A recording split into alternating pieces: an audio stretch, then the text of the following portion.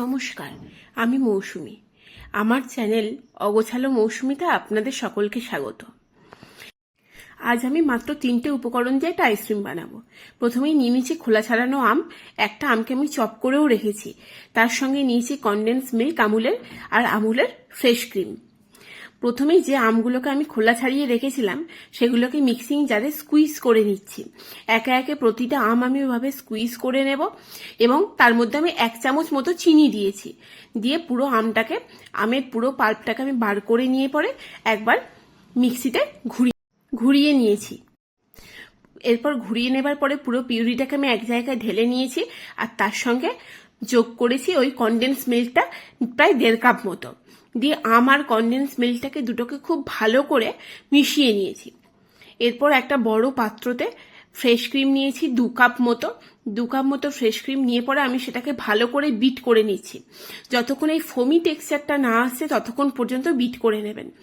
Bit করা হয়ে গেলে ওই ক্রিমের মধ্যে আম আর কনডেন্স মিল্কের যে মিশ্রণটা তৈরি করে রেখেছিলাম সেটাকে ঢেলে পরে পুরোটাকে ভালো করে গুলে নেব।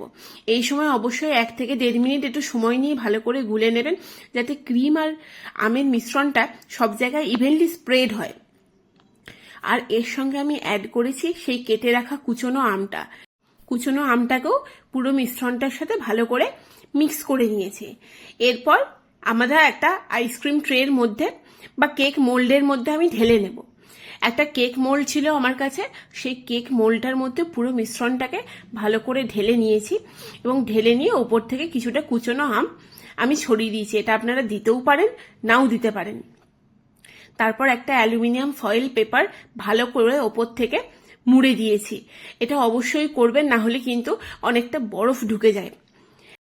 এরপর আমি ফ্রিজে সেট হতে দিয়েছি প্রায় 8 থেকে 9 ঘন্টা মতো।